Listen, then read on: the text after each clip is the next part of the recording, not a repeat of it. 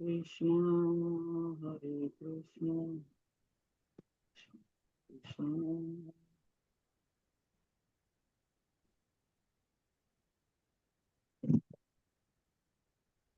சரி, ஒரு சின்ன மங்களாச்சாரம் பண்ணிடலாம். ஹரே கிருஷ்ணா. ஓம் நமோ பகவதே வாசுதேவாய. ஓம் நமோ பகவதே வாசுதேவாய. ஓம் நமோ பகவதே வாசுதேவாய. ஓம் நமோ பகவதே வாசுதேவாய. ஓம் அஞ்ஞானதிமிராந்தஸ்ய ஞானாஞ்சனயே சலாகய சக்ஸமோம் நிலமேன தஸ்மை குருவே நமः. ஸ்ரீ சைத்தன்ய மனோபீஷ்ணு येन भूतले स्वयं रूपकदा मायं तदा शिवपातिकं ये कृष्णा करुणसिन्धे दीनबन्धे जगत्पदे गोपी श्रीकान्ता राधाकान्ता नमस्तुते काञ्चन गौराङ्गी राधे वृन्दावनेश्वरि सुदेवी प्रियमानी हरिप्रिय वाञ्छाकल्पतराय कृपसिन्धुये वसवहनाना भावनीये वैष्णवियो नमो नमः. जय श्री कृष्णा चैतन्य प्रभु नित्यानंद श्री अद्वैत गदाधर श्रीवासादि गौरभक्तवृंद.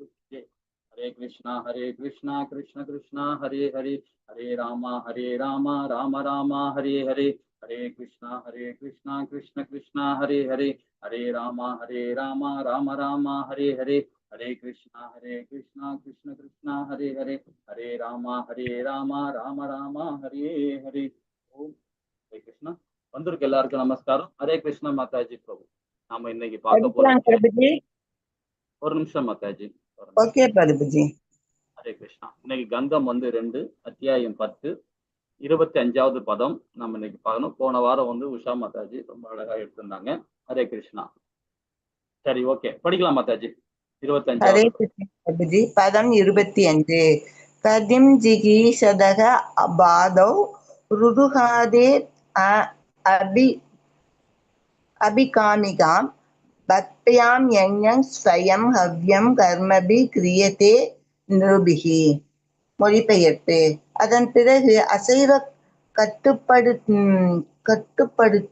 அசைவை கட்டுப்படுத்த அவர் விரும்பியதால் அவரது பாதங்கள் தோற்றத்திற்கு வந்தன. அப்பாதங்கள் இருந்ததால் ஆளும் மூர்த்தியான விஷ்ணு தோற்றுவிக்கப்பட்டார். இச்செயலின் மீதான அவரது சொந்த மேற்பார்வையினால் எல்லா வகையான மனிதர்களும் சுறுசுறுப்பாக அவரவர்கள் வர்ணாசிரம கடமைகளில் சுறுசுறுப்பாக ஈடுபட்டுள்ளனர். பொருளுரை. ஒவ்வொரு மனிதனும் தனது குறிப்பிட்ட கடமையில் ஈடுபட்டுள்ளான். மக்கள் இங்கும் அங்குமாக நடமாடும் பொழுது இத்தகைய செயல்கள் கண்ணுக்கு புலப்படுகின்றன. உலகின் பெரிய நகரங்களில் இது கவனத்தை ஈர்க்கும் வகையில் காட்சியளிக்கிறது. மக்கள் ஓரிடத்திலிருந்து மற்றொரு இடத்திற்கு நகரங்கள் முழுவதிலும் பெரும் அக்கறையுடன் பிரயாணம் செய்கின்றனர். இந்த அசைவு நகரங்களின் எல்லைக்குள் மட்டும் அடங்கி இருக்கவில்லை.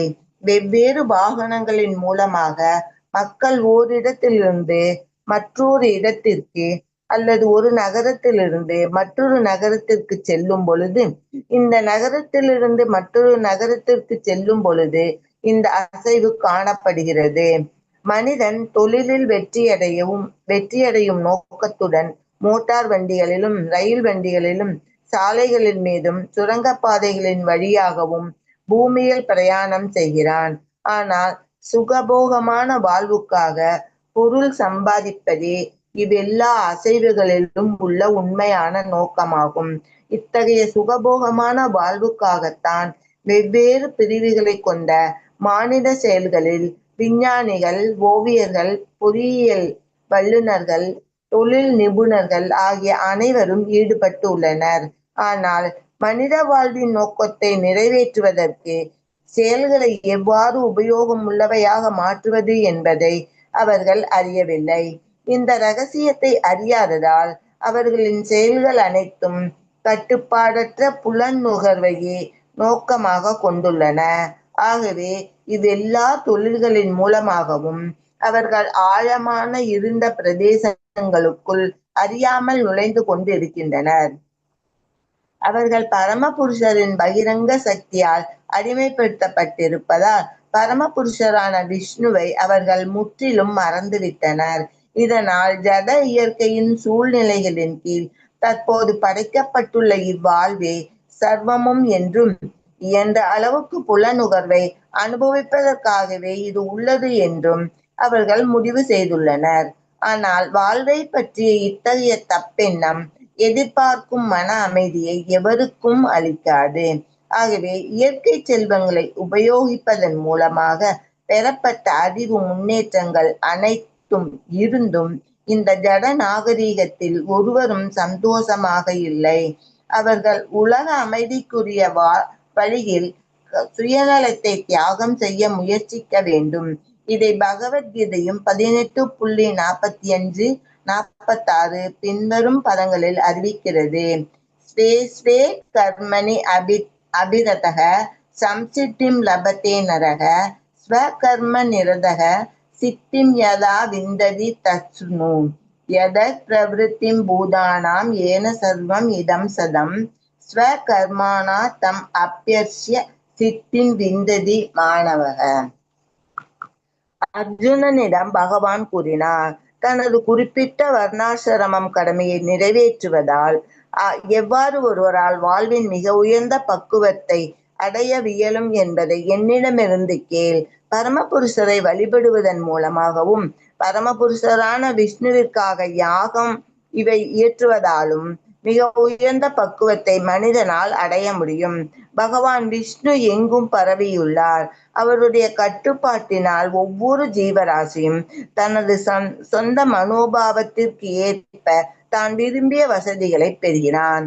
ஒவ்வொரு மனிதனும் வெவ்வேறு உத்தியோகங்களின் மூலமாக தனது திட்டத்தை முடிவு செய்யும் சுதந்திரத்தை பெற்றிருப்பதால் வாழ்வின் வேறுபட்ட மனோபாவங்களை கொண்டிருப்பதில் தவறில்லை. ஆனால் தான் பரிபூர்ண சுதந்திரத்தை பெற்றவனல்ல என்பதை நன்கு அறிந்து கொள்வதை ஒருவன் தன் வாழ்வின் முக்கிய கருத்தாக கொள்ள வேண்டும். ஒருவன் நிச்சயமாக பரம புருஷருடைய கட்டுப்பாட்டிற்கும் வெவ்வேறு அதிகாரிகளின் கட்டுப்பாட்டிற்கும் கீழ்ப்படிந்தவனாகவே இருக்கிறான். இதை நன்கறிந்து பரமபுருஷரான விஷ்ணுவின் உன்னத அன்பு தொண்டில் நிபுணர்களான அதிகாரிகளால் சிபாரிசு செய்யப்பட்டு உள்ளதை போல் ஒருவன் தனது செயலாலும் உழைப்பின் பலனாலும் பரமபுருஷருக்கு தொண்டாற்றுவதை முக்கியமானதொரு விஷயமாக கொள்ள வேண்டும். கால்களின் உதவி இல்லாமல் ஒருவரால் ஓரிடத்திலிருந்து மற்றொன்றிற்கு செல்ல முடியாது என்பதால் இத்தகைய கடமைகளை நிறைவேற்றுவதற்கு கால்களே உடலின் மிக முக்கிய கருவிகளாக திகழ்கின்றன. இதனால் யஞ்ஞங்கள் இயற்றுவதற்கென உள்ள மனிதர்களின் கால்களையும் பகவான் தனது கட்டுப்பாட்டில் வைத்திருக்கிறார். ஹரே கிருஷ்ணா பிரபுஜி. ஹரே கிருஷ்ணா மாதாஜி. அழகா படிச்சீங்க. இந்த 25வது பதம் நம்ம நிறைய சொல்லி கொடுக்குறோம் இந்த பதம். நான் இனி வர பதம்லாம் வந்து 26, 27, 28 பாத்தீங்கன்னா நம்மளுடைய பகவானுடைய உருவை பத்தி ரொம்ப அழகா சொல்லப்பட்டிருக்காங்க. ஆனா இந்த பதம் பாத்தீங்கன்னா 25வது பதம் நம்முடைய வாழ்வியல் சொல்லி கொடுத்துருக்கு. நம்முடைய வர்ணாச தர்மத்து மூலியமா எப்படி நாம வழி நடத்தப்படணும், நமக்கு என்ன கடமை இருக்கு, நமக்கு என்ன கட்டுப்பாடு இருக்குன்னு இந்த பதம் நம்ம ரொம்ப அழகா நம்ம சொல்லி கொடுத்துருக்காங்க. ஆனா சில பிரபுபாதா பாருங்க, அது நிறைய விஷயங்கள் நம்ம கொடுக்குறாரு. நாகரீகமான வாழ்க்கையை பத்தி நம்ம விளக்கம் கொடுத்துக்கிறாரு சில பிரபுபாதா. ஏன்னா கலியுகத்துல இது துக்காலியம் இல்லையா, இந்த கலியுகத்துல பாத்தீங்கன்னா எல்லாம் பாசாங்குத்தனமா தான் எல்லாம் செயல்படுவாங்க. உள்ள ஒண்ணு வச்சுக்கின்னு வெளியே ஒண்ணு பேசுவாங்க. ஸோ அந்த மாதிரி நிறைய விஷயங்கள் இங்க நடக்கும். எல்லாம் மித்தியாசாரதான். 90% எல்லாமே மித்தியாசாரதான் இல்லைங்களா. முதல் அத்தியாயத்துல பாத்தீங்கன்னா கூட ரொம்ப அழகா வந்து முனிவ, அதாவது இதே வந்து பாத்தீங்கன்னா கங்கம் 1ல அத்தியாயம் 1லயே பாத்தீங்கன்னா முனிவர்கள் தொடங்கும் போதே, நம்ம இப்போ ஷார்ட் பாகவதம் படிச்சுட்டு இருக்கோம். அதுலயே பாருங்க, இந்த ஃபர்ஸ்ட் 1, 2, 3 ஸ்லோகத்திலையும் பாருங்க, இந்த 4, 5, 6, 7, 8 இந்த 8 ஸ்லோகம் வரைக்கும் பாத்தீங்கன்னா நிறைய விஷயங்கள் அது இருக்கும். இந்த மாதிரி உபநேசங்களை இந்த மாதிரி கேட்கணும், இந்த மாதிரி ப்ரோக்ராம்லாம் அட்டன் பண்ணணும். ஆச்சாரிகள் சொல்லிக் கொடுக்கறதுல பிரம்மச்சாரிகள், சாதுக்கள் அவங்க கொடுக்குற ஸ்பீச் எல்லாம் கண்டிப்பா நம்ம கேட்கணும் இல்லைங்களா. இப்ப நிறைய பேர் வந்து பாத்தீங்கன்னா உத்தியோகத்துல பெரிய பெரிய உத்தியோகத்துல இருக்கிறாங்க. ஏன்னா கேட்டீங்கன்னா, நான் இன்ஜினியரிங் படிச்சிருக்கிறேன், நான் கலெக்டரா இருக்கேன், சப் கலெக்டரா இருக்கேன், அதுக்கு இதுன்னு எதாவது சொல்லுவாங்க. அது எல்லாமே எதுன்னு பாத்தீங்கன்னா பௌதிகம் தான். அது எதுக்காக? பந்தப்பட்ட வாழ்க்கையை தான் கொண்டு போவோம். அது வாழ்க்கை இல்லை. உண்மையா சொல்ல போனா அது வாழ்க்கை இல்லை. பணம் சம்பாதிக்கலாம், நம்மளை அடுத்த தலைமுறையை நல்லபடியா வச்சுக்கலாம், நல்லா இது பண்ணலாம். அது கடமை தான், அதுவும் கடமை தான். அது பகவானுக்கு செய்யற கடமை தான் அதுவும். ஆனா அது மாத்திரம் முக்கியம் இல்ல, ஆன்மீகம் தான் முக்கியம். இம்பார்ட்டன்ட் வந்து ஆன்மீகம் தான். பௌதிகம் ஞானம் வேணும், ஆன்மீக ஞானம் வேணும், ரெண்டுமே இருக்கணும். ரெண்டுமே இருந்தாதான் அதி உத்தமம் இல்லைங்களா? வெறும் பௌதிக ஞானம் மட்டும் இருந்தோம்னா ஒரு கலெக்டர் படிச்சிருப்பாரு, ஒரு டாக்டர் படிச்சிருப்பாரு, ஒரு இன்ஜினியர் படிச்சிருப்பார், ஏதோ ஒரு உத்தியோகத்துல இருப்பார். அதுல என்ன ஆகும் தெரியுங்களா? தான் என்ற அகந்தை வந்துடும். தான் என்ற அகந்தை வந்துடும். அதான் சத்துவ குணத்திலே இருப்பாங்க. அதுலயே கொஞ்சம் தமோ குணத்திலையும் ரசோ குணத்திலையும் போவாங்க. அது ஆன்மீக ஞானம் இல்லாதனால. அதே ஆன்மீக ஞானம் இரண்டுமே இருந்தது, பௌதிக ஞானமும் ஆன்மீக ஞானமும் ஒன்னா இருந்ததுன்னா கண்டிப்பா வந்து சமுதாயத்துக்கு தொண்டு செய்வாங்க இல்லைங்களா? அப்போ ஆன்மீக விஞ்ஞானம் இம்பார்ட்டன்ட், பௌதிக விஞ்ஞானம் இம்பார்ட்டன்ட், ரெண்டுமே இம்பார்ட்டன்ட். அதான் சில பிரபுபாதா ரொம்ப அற்புதமா இதுல கொடுத்துருக்கிறார். இப்ப நமக்கு எல்லாமே உடல்ல வந்து எல்லாமே இயங்குது. நமக்கு ஒரு சிலருக்கு வந்து கண்ணு ப்ராப்ளம் இருக்கும், சில பேர் காது கேட்காது, சில பேர் கை இருக்காது, சில பேர் கால் இருக்காது, எல்லாம் அது ஒரு அங்கம் ப்ராப்ளம் இருக்கு, அதான் கர்மா. ஆனா நமக்கு எல்லாருக்குமே ஒரு நிறைய பேருக்கு வந்து எல்லா உறுப்பும் எல்லாம் கரெக்டா இருக்கும், இருந்து கூட பயனற்ற தன்மையா இருக்கிறாங்க, பயனற்ற தன்மையா இருக்கிறாங்க. ஏன்னா அந்த உடல் உறுப்பை எப்படி இயக்கணும்ன்ற கூட நிறைய பேருக்கு தெரியல. இப்ப காது கொடுத்து கேட்கிறோம், என்ன கேட்கணும்? காது கொடுத்து கேட்கணும், என்ன கேட்கணும்? பகவானோட ஹரிநாமத்தை கேட்கணும். பேசுற விஷயம் பகவான் நாமத்தை பேசணும். அதே வாயால நாக்க வச்சு நம்ம என்ன செய்யறோம்? பகவானுடைய மகா பிரசாதத்தை ஒன்றோம் இல்லைங்களா? கண்ணால பாக்குறது பகவானோட விக்கிரகத்தை பாக்குறோம். அதுக்குதான் நம்ம இந்த புலன்களை பகவான் நம்ம கொடுத்திருக்கிறார். இப்ப அடுத்தது பாத்தீங்கன்னா நிறைய சொல்ல போறார். 26, 27 எல்லாம் பாத்தீங்கன்னா அவருடைய புலன்களை பத்தி சொல்ல போறார். பிறப்புறுப்பை பத்தி, பாலுணர்வை பத்தி. இப்ப இந்த இந்த ஸ்லோகத்துல பாத்தீங்கன்னா காலை பத்தி சொல்லியிருக்காரு. நம்ம கால் எதுக்கு யூஸ் பண்றோம்? நடக்கிறதுக்கு. நடக்கிறதுக்கு. அந்த நடக்கிற விஷயம் கூட பாத்தீங்கன்னா ஒரு கால் ஸ்டெப் எடுத்து ஃப்ரண்ட்ல வைக்கணும்னா கூட சரி, நம்ம பௌதிகத்துல இருக்கனால ரொம்ப யோசனை பண்ணி செய்யணும். எந்த ஒரு விஷயமே வந்து யோசனை பண்ணி செய்யணும். அதே வந்து ஆன்மீகவாதியா இருக்கான்னு வச்சுங்களேன், பகவான்கிட்ட அனுகிரகத்தோட அவன் பகவானுக்கு பக்தி சேவை பண்றான்னா அவன் எதை பத்தியும் கவலைப்பட மாட்டான். எந்த சிந்தனையும் இருக்காது, எந்த சிந்தனையும் இருக்காது, சதா நேரமே பகவானை பத்தி நினைச்சுக்கிட்டே இருப்பான் இல்லைங்களா? அதுதான் பகவான் என்ன பண்றாருன்னா வர்ணாச தர்மத்தை கொடுக்குறார், ரொம்ப அற்புதமா கொடுக்குறார். ஆனா இப்ப இருக்கிறவங்க எல்லாமே தவறா யூஸ் பண்ணிட்டு இருக்காங்க வர்ணாச தர்மத்தை. வர்ணாச தர்மம் என்ன சொல்லுது? 16 விதமான செயல்பாடு கொடுக்குது. அந்த 16 பாத்தீங்கன்னா நம்ம கிளாஸ் அடிக்கடி நம்ம சொல்லிக்கிட்டே இருப்போம். என்னன்னு பாத்தீங்கன்னா 14 சம்பிரதாயம், 4 சம்பிரதாயம் இருக்கு, 4 வர்ணம் இருக்கு, 4 கட்டுப்பாடு இருக்கு, 4 கடமை இருக்கு. இந்த 16 தெரிஞ்சவன் தான் முத்தி. அவன் தன்னுடைய கடமையை சரிவர பண்ணுவான். நம்ம முன்னோர்கள் என்ன பண்ணிட்டாங்க? 16 பெற்று பெருவாழ் வாழுன்னுவாங்க. என்னன்னு கேட்டா செல்வம், வீரம், அது இதுன்னு சொல்லி என்னமோ சொல்லுவாங்க. 16 எதுனா இதுதான். வர்ணாச தர்மத்தை எவன் ஒருவன் இந்த கடமையும் கட்டுப்பாடையும் இந்த சம்பிரதாயம் யாரு தெரியறானோ அவன் தான் உண்மையான கர்ம யோகியா செயல்பட முடியும். நான் பிராமண குலத்துல பிறந்துட்டேன் அப்படின்னு நினைச்சு சுத்தி கிடப்பாங்க. நான் சத்திரியன், சத்திரிய குலத்துல நான் பிறந்துட்டேன், நான் தான் சத்திரியன் அப்படின்னு சுத்தி கிடப்பாங்க. சோ இதெல்லாம் என்னன்னா அதர்மவாதிகள். நம்ம வந்தது பிறப்பு விறப்பு வந்தது எல்லாமே நம்ம செஞ்ச கர்மா. அந்த கர்மா தகுந்த மாதிரி தான் நாம செயல்படணும். அப்படி செயல்படனாலும் பரவாயில்ல, ஆனா பகவானுக்கு பக்தி கொடுக்கணும், முழு நேரம் பக்தி கொடுக்கணும், சேவை பண்ணணும், பகவானுக்கு சேவை பண்ணணும் இல்லையா? அதுதான் இந்த உடல் உறுப்பே நமக்கு கொடுத்திருக்காரு பகவான். என்ன சொல்றாரு பாருங்க, அதன் பிறகு அசைவன கட்டுப்படுத்த அவர் விரும்பியதால் அவரது பாதங்கள் தோன்றதுக்கு வந்தன. சில சூத்திரதாரிகள் என்ன சொல்றாங்க பாத்தீங்கன்னா பகவானுடைய பாதங்கள் சூத்திரனுக்கு அப்படின்னு சொல்றாங்க. ஒண்ணு தலை வந்து பிராமணனுக்கும், இடுப்பு வந்து இது வந்தா இது ஒண்ணு ஒரு கதை வச்சு சொல்லி இருக்கிறாங்க. அது என்ன அறியல, அறியாமல் இருக்கிறாங்க இல்லைங்களா? இது மாதிரி விதாந்தாவாதம் பேசுறவங்களும் இருக்கிறாங்க. இந்த இடத்துல பாத்தீங்கன்னா ஒரு சின்ன ஒரு விளக்கம் கொடுக்குறோம் பாருங்களேன். என்ன விளக்குன்னு பாத்தீங்கன்னா, நம்முடைய ஆழ்வார் 12 ஆழ்வார்ல நம்மாழ்வார் வந்து பாத்தீங்கன்னா அடிக்கடி எல்லா கோவிலையும் எல்லா இடத்துக்கும் போவார், திவ்ய தேசம் எல்லாத்துக்கும் போயின்னு இருப்பார். அது மாதிரி போயின்னு இருக்கும் போது ஒரு இடத்துல தத்துவவாதிகள் அவரை வந்து கொஸ்டின் கேட்கறாங்க. என்ன கொஸ்டின் கேட்கறாங்க பாத்தீங்கன்னா, ஏன்னா ஆழ்வார் வந்து பாடுறது, நம்ம ஆழ்வார் பாடுறதே வந்து பாத்தீங்கன்னா ஆத்மா பரமாத்மா, இதை பத்தி வேறுபாடு, ரெண்டுத்துக்கும் வேறுபாடு இருக்குன்னு சொல்றாரு. ஆழ்வாருடைய பாட்டு எல்லாமே, அவர் பாசனம் பண்ணது எல்லாமே அப்படிதான் இருக்கும். அவரு மாத்திரம் எல்லா ஆழ்வார்களும் சரி, எல்லா நாயன்மார்களும் சரி அப்படிதான் பண்றது இல்லையா?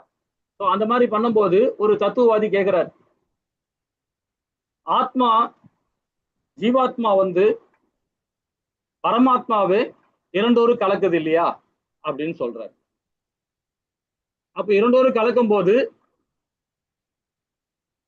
அப்ப ஆத்மா வந்து ஜீவாத்மா வந்து பகவானோட கலந்த பிறகு கலந்துச்சுன்னா அது பகவான் கிட்ட போயிடுச்சுன்னா பகவான் அது அந்த ஆத்மாக்கும் ஜீவாத்மாக்கும் ஒண்ணு அப்படின்ற மாதிரி தத்துவவாதிகள் சொல்றது. அதே தத்துவவாதிகள் என்ன சொல்றாங்கன்னா, நிறைய நாங்க வந்து முக்தி அடையணும்னா ஞானம் புத்தியில வச்சு நாங்க வந்து தத்துவத்தை புரிஞ்சு தன்னுடைய வாழ்வியலை மாத்திக்கிட்டு நாங்க முக்தி அடைகிறோம் அப்படின்றது அதுலயும் ஒரு வேதாந்தவாதம் இருக்கு சொல்லப்படுது. அது நம்மாழ்வார் ரொம்ப அழகா சொல்றார். என்ன சொல்றாருன்னா, நீங்க சொல்ற அந்த புத்தி யோகம் மூலியமா நான் முக்தி அடைஞ்சேன்னா எனக்கு நல்லதுதான், ஆனா அது நடக்காது அப்படின்றார் நம்மாழ்வார். அது உடனே தத்துவவாதிகள் கேட்கறாங்க, கிராஸ் பண்ணி கேட்கறாங்க, ஏன் அப்படி சொல்றீங்க அப்படின்னு. காரணம் என்னன்னா, புத்தி, மனது, உடல் இந்த மூணுமே வந்து பகவானுடைய வெளிப்புற ஜடசக்தி. அது மாயத்தால உண்டுது. அது எந்த நேரம் சதா நேரமே பௌதிகத்தன்மையோட தான் செயல்படும். சதா நேரம் பௌதிகத்தன்மையோட செயல்படும். அதை கண்ட்ரோல் பண்றது அஷ்டாங்க யோகத்துல ரொம்ப அழகா நமக்கு கொடுக்கப்பட்டிருக்காங்க. மனதையும் புத்தியையும் உடலையும், புத்தி கூட விடுங்க, உடலையும் மனதையும் செயலையும் கண்ட்ரோல் பண்றது அஷ்டாங்க யோகம். அந்த அஷ்டாங்க யோகத்துல நாம சிறப்பா செஞ்சு இந்த மூணுத்தையும் கண்ட்ரோல் பண்ண பிறகு புத்தி ஞானம் கீதையை படிக்கும், பகவானுடைய லீலையை படிக்கும், பகவானுடைய உபநேசங்கள்ல கேட்கும். அதை கேட்டு என்ன பண்ணும், ஆன்மீகத்துல முழு ஈடுபாடு, பகவானுக்கு முழு நேரம் சேவை பண்ணும். அப்பதான் முக்தி. இதே அஷ்டாங்க யோகத்திலே பகவான் ரொம்ப 6வது அத்தியாயத்துல ஸ்ரீமத் பகவத்கீதையில ரொம்ப அழகா சொல்லப்பட்டிருக்கார். அப்போ அந்த மாதிரி நாம செயல்படணும் இல்லைங்களா? இதே வந்து 18 அத்தியாயத்துல இந்த ஸ்ரீல பிரபுபாதா விளக்கம் கொடுக்கிறார் 45, 46. அதுல என்ன சொல்ற, தொழில் சம்பந்தப்பட்ட விஷயத்தை சொல்றார், எப்படி செயல்படணும். அல்ல பகவான் வந்து பாத்தீங்கன்னா அந்த இடத்துல 18 அத்தியாயத்துல 45, 46, 47, 48 இதெல்லாம் பாத்தீங்கன்னா அதுல இந்த வர்ணத்தை, அதாவது வர்ணத்தையும் சொல்றார், அந்த முக்குணங்களை சார்ந்து சொல்றார்.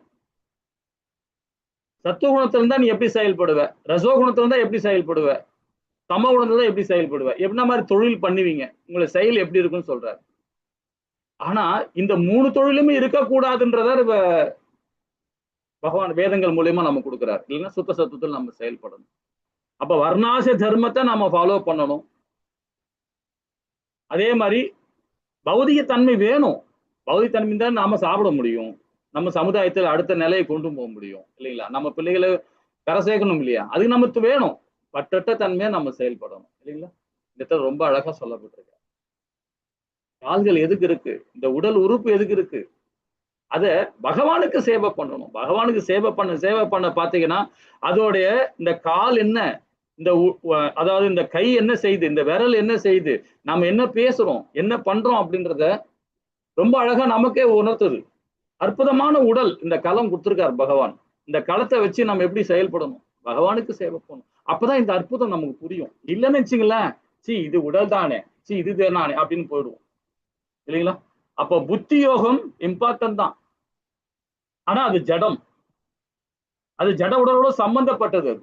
அதை மேன்மைப்படுத்தணும்னா பகவானுக்கு சேவை பண்ணாதான். நான் வெறும்னா கீதையை படிச்சிருக்கிறேன், நான் நிறைய பாகவதம் படிச்சிருக்கிறேன், நிறைய உபநேசம் எல்லாம் பண்ணிட்டு இருக்கேன் அப்படின்னு சொல்றது அது முக்கியம் இல்ல. தத்துவவாதிகள் அவங்க எல்லாமே. ஆன்மீக பகவானுக்கு தொடர்பு இருக்கணும், பகவான் தொடர்போடு அவன் செய்யணும். சரிங்களா? ஹரே கிருஷ்ணா. அடுத்த பதம் 26. ரொம்ப அழகான பதம் அது. பாப்போமா? ஹரே கிருஷ்ணா மாதாஜி. 26வது பதம் படிக்கிறீங்களா? ஹரே கிருஷ்ணா. निरपिदशिष्णो वै प्रजानन्दं हृदारदिनः उपस्थ आसीत् कामानां प्रियं तत् உபயாஸ்ரயம். மொழிபெயர்ப்பு. அதன் பிறகு பாலுறவு சுகத்திற்காகவும் குழந்தை பெறுவதற்காகவும் மற்றும் ஸ்வர்க்கம் போன்ற அமிர்தத்தை சுவைப்பதற்காகவும் பகவான் புற பால் உறுப்புகளை விருத்தியடை செய்தார். இவ்வாறாக பாலுறுப்பும் அதனை ஆழமூர்த்தியான பிரஜாபதியும் தோன்றின. இவை பகவானுடைய புற பால் உறுப்புகளின் உள்ளன. பொருளுரை. பந்தப்பட்ட ஆத்மாவிற்கு ஸ்வர்க்கம் போன்றது பாலுறவு சுகமாகும்.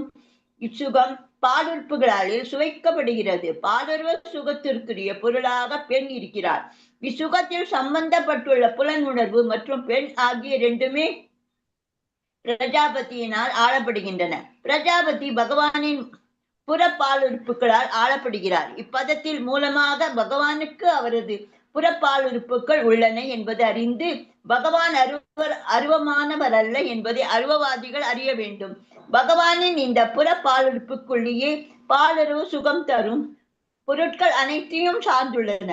உடலரின் வாயிலாக சுவைக்கப்படும் சுவர்க்கம் போன்ற இன்பம் இல்லையெனில் குழந்தைகளை பராமரிக்கும் சிரமத்தை ஒருவரும் ஏற்றுக்கொண்டு இருக்க மாட்டார்கள். பந்தப்பட்ட ஆத்மாக்கள் பரமபதத்தை சென்றுட அடைவதற்காக குறுகிய புத்துணர்வை பெறுவதற்கு ஒரு வாய்ப்பை வழங்குவதற்காகவே இந்த ஜட உலகம் படைக்கப்பட்டுள்ளது. ஆகவே படைப்பின் நோக்கத்தை பராமரிப்பதற்கு சிவராசிகளின் உற்பத்தி தேவைப்படுகிறது.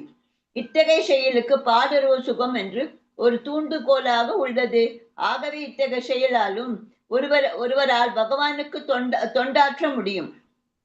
அவ்வாறு பிறந்த குழந்தைகள் கிருஷ்ண உணர்வில் முறையாக பயிற்றுவிக்கப்படும் பொழுது இந்த தொண்டு கருத்தில் கொள்ளப்படுகிறது. உடங்கிய நிலையில் உள்ள ஜீவராசிகளின் கிருஷ்ண உணர்வை வெளிப்படை செய்வதே ஜடப்படைப்பின் முழு நோக்கமாகும். மனித உறவை தவிர்த்த மற்ற உருவங்களின் பாலுறவு சுகம் மேலோங்கி இருந்தாலும் பகவானின் நோக்கத்திற்கு உடந்தையாக இருந்த தொண்டாற்றும் உத்தேசம் காணப்படவில்லை. ஆனால் மனித உருவில் உள்ள வாழ்வில் முக்தி அடைவதற்காக பொருத்தமான வம்சத்தை உற்பத்தி செய்வதன் மூலமாக பந்தப்பட்ட ஆத்மாவர் பகவானுக்கு தொண்டு செய்ய முடியும். பிறக்கும் குழந்தை அனைத்தையும் கிருஷ்ண உணர்வில் பயிற்றுவிக்க முடியுமானால் நூற்றுக்கணக்கான குழந்தைகளை ஒருவர் பெற்றுக்கொள்ளலாம். பாலுறவின் இன்பத்தையும் அவர் அனுபவிக்கலாம். இல்லையெனில் குழந்தைகளை பெறுவது என்பது பன்றிய நிலைக்கு ஒப்பானதாகும். இன்னும் சரியாக கூறுமிடந்து பன்றியால் ஒரு டஜன் குட்டிகளை ஒரே சமயத்தில் பெற முடியும் என்பதால் அது மனிதனை விட அதிக சாமர்த்தியம் வாய்ந்ததாகும். ஆனால் மனிதனால் ஒரு சமயத்தில் ஒரு குழந்தை மட்டும்தான் பெற இயலும். எனவே புறப்பால் உறுப்புகள் பாலுறவு சுகம் பெண் மற்றும் குழந்தை ஆகிய அனைத்து பகவானின் தொண்டுடன் சம்பந்தப்பட்டுள்ளன என்பதை ஒருவன் எப்பொழுதும் நினைவில் கொண்டிருக்க வேண்டும். மேலும் பரமபுருஷனுடைய தொண்டுடன் உள்ள இச்சம்பந்தத்தை மறப்பவன் இயற்கை சட்டங்களில் மூலமாக மூவகை துன்பங்களுக்கு ஆளாகிறான். பாலுறவு சுகம் என்னும் உணர்வு நாயின் உடலில் காணப்படுகிறது. ஆனால் கிருஷ்ணரை பற்றிய அறிவு அதனிடம் இல்லை. மனித வாழ்வு பகவானுக்கு பற்றிய உணர்வு கொண்டதாக இருப்பதால் அது நாயின் வாழ்விலிருந்து வேறுபட்டதாக இருக்கிறது. ஹரே கிருஷ்ணா பிரபுஜி. மாதாஜி அழகா படிச்சீங்க. ஹரே கிருஷ்ணா. இந்த பதம் பாருங்க, பாலுறவு பற்றி சொல்றது. இப்ப நிறைய இந்த விஷயங்கள்ல இதெல்லாமே பாத்தீங்கன்னா பௌதிகத்தன்மையை நம்ம எடுத்துக்கிட்டா நம்ம காமம் அதிகமாகும் இல்லைங்களா? பௌதிகத்தன்மையோட எடுத்தா. இதே ஆன்மீகத்தன்மையோட எடுக்கும் போது பாத்தீங்கன்னா ரொம்ப அழகான ஒரு தெளிவான ஒரு விளக்கம் நமக்கு கிடைக்கும் இல்லைங்களா?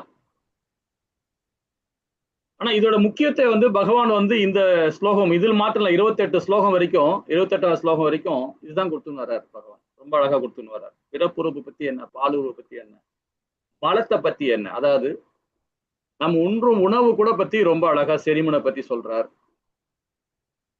இந்த இடத்துல பாலுறவு பத்தி சோத்தை கொடுக்குறார். இப்ப யசோத தாய்க்கு தேவகி தாய் மூலியமாக தான் பகவான் வரார். யசோதாயி அந்த அந்த பகவானை ரொம்ப அழகா பராமரிச்சு ரொம்ப அழகா வளர்க்குறாரு இல்லைங்களா. அதை பத்தி சொல்லலாம். தாயை பத்தி, யசோதாயை பத்தி ரொம்ப அழகா படிக்கலாம். ஆனா அதே வந்து பாத்தீங்கன்னா கசிப முனிவருக்கு வந்து 12 மனைவிகள் இருக்காங்க. அதுல ஒரு 2 மனைவிகள் இருக்கா பிரதானமா சொல்லப்படுது. அதுல ஒண்ணு வந்து பாத்தீங்கன்னா அதிதி, திதி. அதிதி அதிதி தேவர்களோட தாயார், திதி அசுரர்களோட தாயார். சிவபெருமான் காட்டுக்கு போனாவே பல லட்சம் ஆண்டுகள் பிறகுதான் வருவார், வீட்டுக்கே வருவார், தவம் பண்ணிட்டு வர்றார். ஒரு 10,000 வருஷம் தவம் இருந்துட்டு அப்பதான் வீட்டுக்கு வர்றார். வந்த உடனே திதி என்ன பண்றாங்க, தொல்லை கொடுக்குறாங்க. எனக்கு மகன் வேண்டும், எனக்கு பிள்ளைகள் வேண்டும், எனக்கு பிள்ளை வரம் கொடுங்க அப்படின்றத 6வது கண்டம், கண்டம் மாறல, 6வது கண்டம், 8வது கண்டம், 9வது கண்டம் ரொம்ப அழகா சொல்லப்பட்டிருக்காங்க ஸ்ரீமத் பாகவத்துல கசிப முனிவருடையும் அதிதியும் திதியும் பத்தி. அப்போ இந்த அம்மா கேக்குது, அவரு கசிபரே சொல்றார், அம்மா இது உகந்த நேரம் அல்ல, இந்த நேரம் சிவபெருமான் தன்னுடைய பூதகணங்களோட டிராவல் பண்ணிட்டு இருக்கார். இந்த நேரத்துல நாம வந்து தாம்பத்தியம் இருக்கக்கூடாது, பிள்ளை வரம்பு இந்த டைம் கரெக்டான நேரம் இல்லை அப்படின்றத கசிப முனிவர் விளக்குறார். அவருடைய தர்மத்தை அவர் சொல்றார் கசிப முனிவர். ஆனா திதி அதை கேட்கல, எனக்கு உடனே பிள்ளை வேணும் அப்படின்னு அந்த அம்மா நிக்குது. அதுக்கு நிறைய வியாக்கியானம் பேசுது. என்ன பேசுது பாத்தீங்கன்னா, சிவபெருமான் யாரு,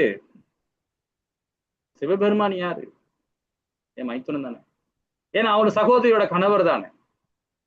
அந்த அம்மா வியாக்கியானம் பேசுது, தர்மத்தை அதர்மமாக்குது. இது உகந்த நேரம் அல்ல அப்படின்னு தர்மத்தையே சொல்றார்.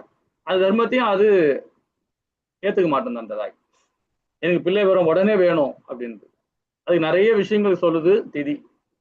இவரும் தவிர்க்க முடியாம என்ன பண்றாரு, பிள்ளை கொடுத்துட்றாரு, பிள்ளை வரம் கொடுத்துட்றாரு, கசிப பண்ணிடுறாரு. அப்படி பிறந்தவங்க தான் இரணை கசிபு இல்லைங்களா. அதுக்கப்புறம் அந்த அம்மா துன்பம் அடையுது. அதுக்கப்புறமா என்ன பண்றது, அதே கந்தம், இதே ஸ்ரீமத் பாகவதம் 8வது கந்தத்துல திதியை பத்தி திருப்பியும் அந்த குறைப்படுது. ஏன்னா 2 பிள்ளையும் கொண்டுட்டான் விஷ்ணு. அதாவது இந்திரன் மூலியமாக 2 பிள்ளையும் விஷ்ணு பகவான் கொண்டுட்டார். ஆனா திரும்ப எனக்கு ஒரு வரம் கொடுங்க, பிள்ளை வரம் கொடுங்க அப்படின்னு. ஆனா அதே அதிதி ரொம்ப அற்புதமா அந்த அம்மா சொல்லுது, அதாவது என்னோட பிள்ளைகள்லாம் இறந்துட்டாங்க, எனக்கு ஒரு நல்ல வரம் கொடுங்க, பிள்ளை வரம் கொடுங்க அப்படின்னு சொல்லிட்டு கேக்குது. யாருக்கு, திதிக்காக கேக்குது. அதிதி தன்னுடைய சகோதரி தான் அவங்க, அவங்களுக்காக கேட்கிறாங்க. அந்த நல்ல குணத்தை பத்தி நாம 16வது அத்தியாயத்துல ஸ்ரீமத் பகவத்கீதையில நம்ம படிச்சிருக்கிறோம். நல்ல குணம் 26 குணங்கள் இருக்கு, தெய்வீகமான குணங்கள், 6 குணங்கள் அசுரங்கள், அதுலயும் நம்ம படிச்சிருக்கோம் கீதையை பத்தி இல்லைங்களா. இதே வந்து கந்தத்துல 3 கந்தத்திலையும் ஸ்ரீமத் பாகவத்திலையும் அதிதி திதியை பத்தி சொல்லியிருக்கிறாங்க. எதுக்கு சொல்ல வரேன்னு பாத்தீங்கன்னா, பால் உறுப்பு ரொம்ப இம்பார்ட்டன்ட், தாம்பத்திய வாழ்க்கை ரொம்ப இம்பார்ட்டன்ட், அடுத்த சமுதாயத்தை கொண்டு போகணும். அப்பதான் வந்து பாத்தீங்கன்னா வேதம் ஆன்மீகம் நிலைத்திருக்கும்.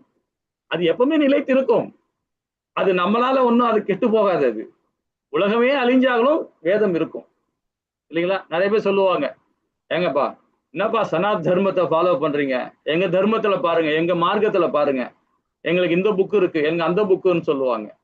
உங்களுக்கு எங்கெங்க இருக்கு அத மாதிரி ஓலைச்சுவடி? நம்முடைய தர்மம் எங்க இருக்கு, நம்ம சனாத தர்மம் எங்க இருக்கு, இந்த அகண்ட தேரசுல இருக்கு. எவன் ஒரு எந்த உயிர்வாழி, எல்லா உயிர்வாழி ஒண்ணு நினைக்கலாம் பாருங்க, அதுதான் தர்மம், அதுதான் வேதம், அதுதான் சனாதனம். அதனால நம்ம வளிமண்டலத்துல இருக்கு வேதம், அதை உணர்ந்தவன் தான் முக்தி அடையலாம். எவன் ஒருவன் ஹரிபக்தியோட பகவானுக்கு சேவை பண்றானோ அந்த வேதத்தை உணர்வான். வேதம் எங்க இருக்கு, காத்துலதான் இருக்கு, நீர்ல தான் இருக்கு, நமக்குள்ள இருக்கு, எழுத்தாப்புலயும் இருக்கு, விரோதிக்குள்ளேயும் இருக்கு. அதை உணர்ந்தவன் தான் முக்தி. இதுக்காக நாம போய் ஸ்ரீமத் பாகவதம், ஸ்ரீமத் பகவத்கீதை இதான் வேதம், இதுதான் 4 வித வேதம் அப்படின்னு நம்ம அங்க போய் படிக்கணும் அவசியமே இல்லை. ஒருத்தங்கிட்ட போய் எல்லா உயிர்வாழியும் ஒன்னா நினைக்கலாம் பாருங்க, அவன் தான் தர்மன். தர்மத்தை கடைபிடிக்கலாம் இல்லைங்களா? அதுதான் சனாதனம். ரொம்ப அற்புதமா, அதாவது பால் உறுப்பு என்னன்னா ரொம்ப இம்பார்ட்டன்ட். இப்ப யசோதாய் கிட்ட வருவோம். யசோதாய் பெரிய ஒரு பண்டிதர் கிடையாது. அதே மாதிரி யசோதாய் வந்து பாத்தீங்கன்னா ஒரு கவிஞரும் கிடையாது. அதே மாதிரி ஒரு ஞானியும் கிடையாது. அவங்க எல்லாத்துக்கும் உசந்தவங்க. அவங்க தாயார். ஏன்னா கசிப முனிவர் இருக்கார், பிரஜாபதிகள் இருக்காங்க, விஸ்வாமுத்திரர் இருக்கார், பிருகு இருக்கிறார், அந்த இருக்கார், எல்லாருமே. ஏன் நாரத முனி எடுத்துங்களேன், வியாத வியாசர், பகவான் வியாத வியாசர். வியாத வியாசருக்கே ஒரு டைம்ல என்ன ஆச்சு பாருங்க, எல்லாத்தையும் எழுதிட்டார், ஆனா கவலையா இருக்கிறார். அப்ப நாரத முனி அவரோட குரு வந்து சொன்ன பேர் தான் ஸ்ரீமத் பாகவதமே எழுதினார். அவருக்கும் ஒரு சரக்கு இருந்து இல்லையா? நாரத முனி 3 அவதாரம் எடுத்து 3வது தான் இங்க வந்தார். இது மாதிரி எல்லாருக்கும் ஒரு விஷயங்கள் இருக்கு. அது மாதிரி பகவான அவ்வளவு சீக்கிரமா யாருமே காண முடியாது, உணர முடியாது. அதுக்கு நிறைய விஷயங்கள் நம்ம எஃபோர்ட் எடுத்தாகணும் இல்லைங்களா? ஆனா யசோத தாய் பாருங்க, அதெல்லாம் ஒண்ணுமே கிடையாது. உரல்ல வச்சு கட்டி போட்டாங்க தாயார். எங்கடா ஓடுற நீ, அர்த்தம் வீட்டுல போய் திருட போற, கட்டி போட்டாங்க. அந்த வலிமை யாருக்கு தெரியுமா இருக்கு? தாயாருக்கு தான் இருக்கு. 5 விதமான உறவு கொள்றோம் பாத்தீங்களா? தாயார் உணர்வு அந்த மாதிரி உணர்வு. பகவான் அந்த உறவு நம்ம வச்சிருக்கணும். நண்பனாக, தாயாக, அப்பாவாக, சகோதரனாக, மனைவியாக, கணவனாக, 5 விதமான உறவுகள், சாந்தமான உறவு பகவானுக்கு கொடுக்கலாம். அந்த மாதிரி இருக்கும்போது அந்த உறவு கொண்டீங்கன்னா கண்டிப்பா யசோதாய் நம்ம நிலையை அடைய முடியும். எவ்வளவு பிரஜாபதிகள்லாம் தவம் இருந்து போறாங்க, அப்ப கூட பகவானை தரிசிக்க முடியல. ஆனா யசோதாய் தன்னோட அன்பால, அரவணைப்பால பகவானை கட்டி போடுறாங்க பாருங்க. அதுக்கு பகவான் நடுங்கி நிக்கிறார். அப்படியே நடுங்கிட்டு, அவன் குச்சி எடுத்து கையில வச்சாங்கன்னா போதும், அப்படியே நடுங்கி நிப்பார் இல்லைங்களா? இதே விஸ்வாமுத்திரர் போறார், 2500 வருஷம் தவம் இருக்கிறார், தவத்தை கலைச்சி விட்டுறான்.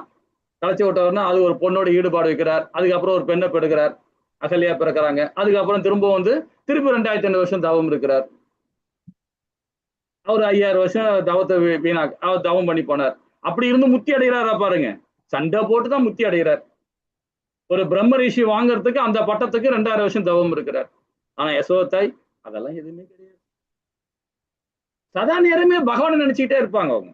சதா நேரமே தயிர் கிடையும் போது, பகவானுக்கு தயிர் கிடையும் போது பாத்தீங்கன்னா, அவர் எப்போ நம்ம அவங்க சின்ன வயசுல இருந்து என்னென்ன பண்றான் அவன், யாரு பகவான் கிருஷ்ணன் என்னெல்லாம் பண்றான் அதெல்லாம் நோட் பண்ணிக்கிட்டு, அதெல்லாம் வச்சுக்கிட்டு அப்படியே கவிதையா பாடுவாங்க. அவங்களுக்கு தெரிஞ்ச ஞானத்தோட பாடுவாங்க. பகவானுக்கு அவ்வளவு அழகா கீர்த்தனம் பண்ணுவாங்க. 24 நேரம் சதா நேரமே கிருஷ்ணரையே நினைச்சிட்டு இருந்தாங்க தாய். யார் ஒருவன் 24 நேரமும் சதா நேரமே பகவான் நினைக்கிறாங்களோ, கண்டிப்பா 4 வேதம் எல்லா விதமான சாஸ்திர சம்பிரதாயத்தையும் ஃபாலோ பண்ண ஆரம்பிச்சிருவாங்க. அது தனியா படிக்கணும்னு அவசியமே இல்லை. பகவானுக்கிட்ட அனுகிரகத்தோட நாமும் செயல்பட்டாவே போதும் இல்லைங்களா? அப்ப அது மாதிரி பிள்ளைகள் நமக்கு கிடைக்கும். தாம்பத்திய வாழ்க்கையை நம்ம எடுக்கும் போதே பாத்தீங்கன்னா, கொடுக்கும் போது திருமணம் ஆகும் போது பகவான் அக்னி பகவான் சாட்சியாக, வாயு பகவான் சாட்சியாக, எல்லா தேவர்கள் சாட்சியாக நாம திருமணம் நடக்குது. தாம்பத்திய வாழ்க்கை கொடுக்கும்போது பகவான் கிருஷ்ணா நீ எனக்கு மகளாக வேணும், தாயே கனகவல்லி தாயே நீ எனக்கு மகளாக வரணும் அப்படின்னு தாம்பத்திய வாழ்க்கை கொடுக்கும்போது பாத்தீங்கன்னா அதுதான் அதி உத்தமம் இல்லைங்களா? அந்த பால் உறுப்பு அதுக்குதான் நம்ம யூஸ் பண்ணணும். 50 வயசு ஆச்சா எல்லாத்தையும் கட் பண்ணணும். 50 வயசு ஆச்சுன்னாவே எல்லாத்தையும் கட் பண்ணிடணும். அதுதானே கடமை, அதுதானே சனாதனம். அதுதானே நம்ம இது சொல்லுது, வர்ணாச தர்மம் அதுதானே சொல்லுது. 50 வயசு ஆச்சுன்னா அங்கிருந்து விலகி வந்துரு. எங்க போகணும்? வனப்பிரச வாழ்க்கை வாழணும்.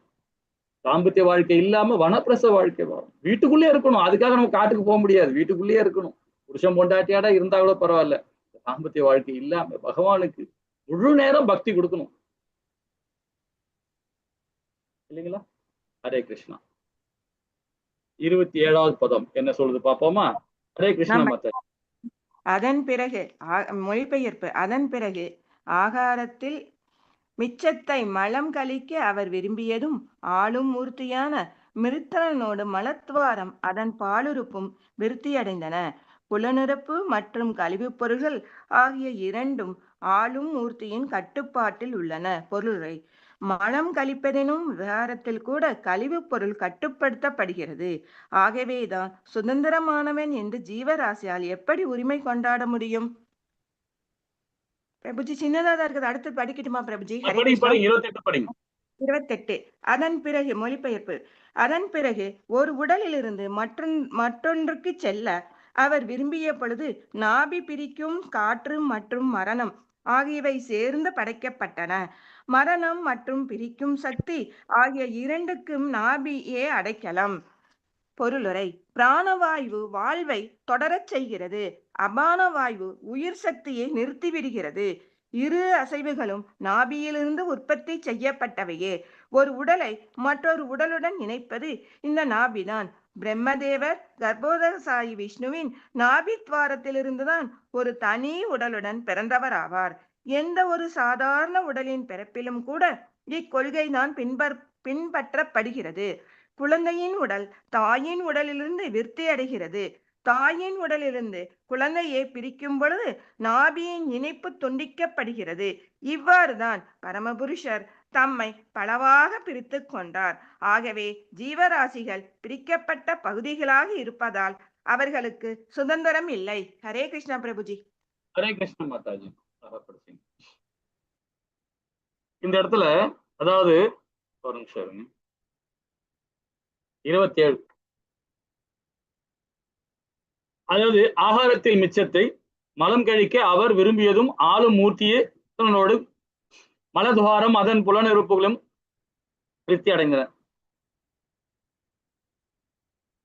புலம்புறுப்பு மற்றும் கழிவுப் பொருள் ஆகிய இரண்டுமே ஆளும் மூர்த்தியின் கட்டுப்பாட்டில் உள்ளன. இப்ப ஒரு ஸ்லோகம் பாருங்க. நம்ம உடல் எந்தெந்த இடத்துல எந்தெந்த கண்ட்ரோல் இருக்குன்னு பகவான் ரொம்ப அழகா இதுல நம்ம கொடுத்துட்டு இருக்கா. சூத கோசாமி அதாவது சுகர் ரொம்ப அழகா விளக்கம் கொடுத்துட்டு வர்றார். மலதுவாரம் பத்தி சொல்றார். நம்மளுடைய உணவு செரிமானத்தை பத்தி சொல்றார். இனி வரதெல்லாம் அப்படியே வரும். உணவு செரிமானம் பாருங்களேன். அதாவது 11 அத்தியாயம் ஸ்ரீமத் பகவத்கீதையில 11 அத்தியாயம் ஞான யோகத்துல முதல் அத்தியாயத்துல பகவான் ரொம்ப அழகா சொல்றாரு. அன்னமய்யா கோசா, பிராணமய்யா கோசா, விஞ்ஞானமய்யா கோசா, ஞானமய்யா கோசா, ஆனந்தமய்யா கோசா. இந்த 5 விதமான செயல்பாடு பகவான் பகவத்கீதையில 13 அத்தியாயத்துல அத்தியாயம் 13ல கொடுக்குறார். ரொம்ப அற்புதமா கொடுக்குறார். 24 மூலக்கூறுகளோட எப்படி உடல் இயங்குதுன்றத கொடுக்குறார். அதே 18 அத்தியாயத்திலையும் பகவான் என்ன பண்றார்? 17, 18 ரெண்டுத்திலையும் சொல்றார். இந்த உணவு எப்படி செரிமானம் பண்றதுன்னு சொல்றார் இல்லைங்களா? நம்ம உணவு எப்படி உட்கொள்ளணும்? இப்ப நிறைய பேர் பாத்தீங்கன்னா மென்னு சாப்பிடுறது. 4 விதமான உணவு செரிமானம் பண்றதையும் கீதையில ரொம்ப அழகா கொடுத்துக்கிறார். 4 விதமான உணவு. அது என்னென்ன உணவு தெரியுமா? எப்படி சாப்பிடணும்னு சொல்றாரு பகவான். யாராவது சொல்ல முடியுமா 4 விதமான உணவை? கீதையை யாராவது தெரிஞ்சுங்க சொல்லுங்க பிரபுஜி. உறிஞ்சி குடித்தல், நக்கி குடித்தல், எடுத்து சாப்பிடுதல்,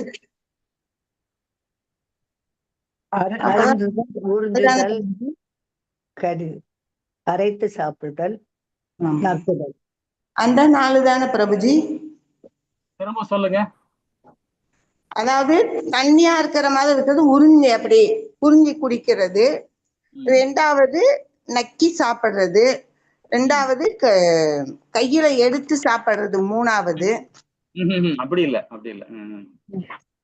இல்ல நீங்க சொன்னது கரெக்ட் தான். உறிஞ்சி சாப்பிடுறது, நக்கி சாப்பிடுறது சொல்லிட்டீங்க. இன்னும் 2 இருக்கு. மென்று சாப்பிடுறது, அரைச்சு சாப்பிடுறது மாதா பிரபுஜி. ஹரே கிருஷ்ணா. குடிக்கிறது. ஹரே கிருஷ்ணா. அழகா சொன்னீங்க, ஞாபகம் வச்சிருக்கீங்க. சோ இந்த 4 விதமான உணவை செரிமானம் பண்றதே பகவான் தான். அக்னி பகவான் உள்ள இருந்துகிட்டு செரிமானம் பண்ற இல்லைங்களா? அந்த உணவு எப்படி எடுத்துக்கணும்ன்றதையும் கீதையில சொல்றாரு பகவான். எப்படிப்பட்ட உணவு எடுக்கிறான், எந்த குணத்துல உணவு எடுக்கிறான் பாருங்கன்றார் பகவான். சத்துவ குணத்துல இருந்தா என்ன உணவு சாப்பிட்றான், ரசோ குணத்துல இருந்தா என்ன உணவு சாப்பிட்றான், தமோ குணத்துல இருந்தா என்ன உணவு சாப்பிட்றான்னு சொல்றாரு. அப்போ நாம சாப்பிடுறதுல கூட பாருங்க பகவான் ரொம்ப அழகா நம்ம கொடுக்குறாரு கீதை மூலியமா இல்லைங்களா? ரொம்ப அற்புதமா கொடுக்குறாரு. நம்ம என்ன செய்யறோம், ஏதோ ஒண்ணு சாப்பிடுறோம், உணவு உட்கொள்றோம் அப்படின்னு லபுக்கு முழுங்கிடுறோம். அப்படியே சாப்பிட்டு மென்னோட சாப்பிடுறது கிடையாது. ஏன் 4 விதமான உணவை சொல்றாரு? மென்னு சாப்பிடணும். உறிஞ்சி குடிக்கும் போது கூட அப்படியே லொடலோட தண்ணி குடிக்கக்கூடாது. வாயில வச்சு குடிக்கணும். வாய்க்குள்ள நாக்கு எதுக்கு இருக்கு? அதுக்குதான் இருக்கு நாக்கு, இல்லைங்களா? நாக்கு இல்லைன்னா நம்ம ஒண்ணுமே கிடையாது. நம்ம உடலே சரியா இயங்காது. சில பேர் நாக்கே பாய் நாக்கு இருக்கும், பேச முடியாம இருக்கிறோம். அதெல்லாம் கர்மா. நாக்குல எதுக்கு தண்ணி உடனே உள்ள போகாம அந்த சுவையை உணர்ந்து போகும்போது பாத்தீங்கன்னா அதுல உமிழ்நீர் இருக்கும் கிடைக்கும் நமக்கு. அந்த நீரோட உமிழ்நீரும் சேர்ந்து போச்சுன்னா அதுல அதாவது அந்த நமக்கு பருகிற நீர்ல ஏதாவது பாக்டீரியாக்கள் ஏதாவது தேவையில்லாத கிருமிகள் ஏதாவது இருந்துன்னா, விஷ கிருமிகள் ஏதாவது இருந்தா கூட சரி, அந்த நாக்குல உள்ள சத்து இருக்கு பார்த்தீங்களா, நாக்கு முக்கியமானது. உடனே டக்குன்னு குடிக்க கூடாது. அதை நின்று வாயில உள்ள வச்சுக்கிட்டு பொறுமையா குடிக்கணும். அப்ப அந்த நாக்குல உள்ள அந்த அமிலம் சுரக்கும், அந்த உமிழ்நீர் சுரக்கும். அதை சேர்ந்து நீரோட உள்ள போகும் பார்த்தீங்கன்னா என்ன விஷமா இருந்தாலும் சரி அதை கரைச்சிடும். நாக்குக்கு அந்த தன்மை இருக்கு. அதான் 6 வகை உணவு சொல்றாருங்களா, அந்த 6 வகை உணவு. நீங்க 6 சாத்வீகமான உணவு தின்னும் போது பாத்தீங்கன்னா பகவானுக்கு வேலை கம்மி. அதான் சொல்றாரு, மலத்தை கழிக்க அவர் விரும்புவதும் ஆளுமூர்த்தி மித்தனோட மலத்துடன். ரொம்ப அழகா சொல்ல போறார். நம்ம சாத்வீகமா உணவு உண்ணும் போது பாத்தீங்கன்னா நமக்கும் நோய் நொடி இருக்காது, மற்றவங்களுக்கும் நோய் நொடி இருக்காது, தேவர்களுக்கு ரொம்ப பிரசித்தி. ஏன்னு கேட்டீங்கன்னா நம்ம சாத்வீகமான உணவு உண்ணும் போது உடல் உறுப்புகள் எல்லாமே நல்லபடியா இயங்கும். மலமும் பாத்தீங்கன்னா ஸ்மெல் வராது. ஸ்மெல் முக்கியமா அந்த இது இருக்காது. நீங்க கண்டதெல்லாம் சாப்பிடும்போது பாத்தீங்கன்னா உடல் கெட்டு போகும். மலமும் கெட்டு போச்சு, மலம் வெளியே வரும். மலம் பாத்தீங்கன்னா நம்ம மலம் ததம நினைக்கிறோம். அதுவும் ஒரு இம்பார்ட்டன்ட். அதுவும் அதுதான் துவாரத்துக்கு சொல்லியிருக்காரு. மல துவாரத்துக்கும் முக்கியமான இடத்தை கொடுத்திருக்காரு பகவான். நமக்கு வாயில புண்ணு வரா மாதிரி துவாரத்துக்கும் அந்த இடத்துலயும் ப்ராப்ளம், இன்ஃபெக்ஷன் ஆகும். நிறைய ப்ராப்ளம் இருக்கு. இதெல்லாம் சயின்ஸ் நிறைய சொல்லுது. இப்ப நம்ம சாப்பிடுற உணவு இருக்கு பாத்தீங்களா, அதுக்கும் வேதங்கள்ல ரொம்ப அழகா கொடுத்துருவாங்க. ருக்கு வேதத்துல பாத்தீங்கன்னா அவ்வளவு அற்புதமா இருக்கும். சாத்வீகமான உணவு எடுக்கணும். அதே மாதிரி அந்த உணவை பகவானுடைய பிரசாதமா இருக்கணும். பௌதிக உணவு உண்ணும்போ என்ன ஆகும் பாருங்க, நமக்கு நிறைய ப்ராப்ளங்கள் தான் வரும், நோய் நொடி தான் வரும், பாவங்கள் தான் சேரும். அதே பகவானுடைய பிரசாதமா இருக்கும்போது, மகா பிரசாதமா இருக்கும்போது பாத்தீங்கன்னா நாம மட்டும் இல்ல, நம்மளை சுத்தி இருக்க எல்லாருமே மேன்மை அடைவாங்க, இல்லைங்களா? அதுதான் மலம் பாத்தீங்கன்னா அவ்வளவு நம்ம எல்லாம் இப்ப அதுதான் ஒரு இடத்துல நான் படிச்சிருக்கிறேன். நம்ம சாப்பிடுறோம் இல்லையா, இந்த வாய்க்குள்ள இருக்கிற வரைக்கும் தான் அது உணவு. வாயை விட்டு கீழே இறங்கிடுச்சுன்னா அது மலம், அது மலமா போயிடுது. நாக்கு வரைக்கும் தான். நம்ம நினைக்கிற நாக்குக்கு சுவையா தித்திப்பா சாப்பிடணும், காரமா சாப்பிடணும், புளிப்பா சாப்பிடணும், துவர்ப்பா சாப்பிடணும் நம்ம நினைக்கிறோம். இந்த 6 விதமான உணவும் செரிமனம் பண்றதுக்கும் பகவான் உள்ளுக்குள்ள பண்றார். அந்த 6 விதமான சுகத்தை நம்ம அனுபவிக்கணும். நாக்கு முக்கிய இம்பார்ட்டன்ட். அதுல அந்த சுரப்பி, உமிழ்நீர் சுரப்பி, எச்சன்னு சொல்றோம் இல்லையா, அது ரொம்ப இம்பார்ட்டன்ட், இல்லைங்களா? அதே மாதிரி புலன் உறுப்பு, நம்மளுடைய உடல்ல உள்ள ஒரு அங்கமும் ஒரு செயல்பாடுக்கு நமக்கு புரிஞ்சுக்கணும். நம்ம என்ன கண்ணு எதுக்கு குத்துறான் பகவான், கை எதுக்கு குத்துக்கிறான், கால் எதுக்கு குத்துக்கிறான், இந்த ஹோல் 9 விதமான ஹோல் எதுக்கு கொடுத்துருக்கிறான், அதை நம்ம உணராம நம்ம செயல்பட்டுருக்கோம். வந்தோம், பிறந்தோம், சம்பாதிச்சோம், சாப்பிட்டோம், இனப்பெருக்கம் பண்ணோம், போய் சேர்றோம், அவ்வளவுதான். அப்படிதான் நினைக்கிறோம். ஒன்னொன்னு அறிவுபூர்வமாக பகவான் நம்மளை கொடுத்திருக்கிறார். இது எல்லாமே பௌதிகமான உடலாக இருந்தாலும் இது பகவானுடைய உடல். இந்த களம், இந்த சரீரமே பகவானுடையது. காத்து பகவானுடையது. அது சுவாசிக்கிறோம், நம்மளா சுவாசிக்கிறோம். நம்ம என்னைக்கா காத்து சுவாசி நினைச்சு பார்த்திருக்கோமா? பேசின்னு இருக்கோம், பேசும்போதே காத்து உள்ள போது வெளியே வருது, உள்ள போது வெளியே, நம்மளா அப்படி நினைச்சுட்டு இருக்கோம். அது காத்து உள்ள போது நம்மளா இழுத்துட்டு இருக்கோம், நம்ம கிடையாது. அதுவும் பகவானுடைய இயக்கம் தான், இல்லைங்களா? இம்பார்ட்டன்ட் காத்து. அதான் நம்ம 11 அத்தியாயத்துல ஸ்ரீமத் பகவத்கீதையில பிராணமய கோசால பகவான் விளக்குறார். 24 மூலக்கூறுகளோட கர்ம யோக, அதாவது கர்மேந்திரங்கம் ஞானேந்திரங்கம் மூலியமா செயல்பாடு எப்படின்னு விளக்குறார் 13ஆம் அத்தியாயத்துல. அப்போ பிராணமயா கோசால இந்த பிராணத்தை எப்படி இந்த காத்தை எப்படி உள்வாங்கணும் நம்ம உணர்றோமா பாத்தீங்களா? என்னையுமே உணர்றது கிடையாது. நம்ம பாட்டு பேசிட்டு இருக்கோம், நம்ம பாட்டு தூங்குவோம், நம்ம பாட்டு விளையாடுவோம், நம்ம பாட்டு ஆபீஸ் போவோம், நம்ம பாட்டு இனப்பெருக்க பண்ணுவோம், இதெல்லாம் பண்ணிட்டு இருப்போம். ஆனா காத்து எப்படி போகுது, ஏன் செயல்படுது, அது என்னைக்காவது உணர்ந்தோமா பாத்தீங்களா? காற்று உள்ள போறதை நம்ம உணர்றோமா பாத்தீங்களா? கிடையாது. வெளியே விடுறோமா, அதையும் உணர்றோமா பாத்தீங்களா? கீதை மூலியமா அது அற்புதமா பகவான் சொல்றாரு. எப்படி சாப்பிடணுன்றதையும் சொல்றாரு. வயிற்றுக்குள்ள எவ்வளவு சாதம் இருக்கணும், எவ்வளவு காற்று இருக்கணும், எவ்வளவு தண்ணி இருக்கணும்னு சொல்றாரு. அரைவாசி உணவு, கால்வாசி நீர், கால்வாசி காற்றுன்றார். அப்போ முக்கால்வாசி தான் நம்ம சாப்பிடணுமே. நீரோட கலந்து முக்கால்வாசி தான் சாப்பிடணும். முழுக்க முழுக்க ஃபுல்லா சாப்பிட்டுட்டு 400 கிராம், 1/2 கிலோ, 3/4 கிலோ, 1 கிலோ நம்ம சாப்பிடுறோம்.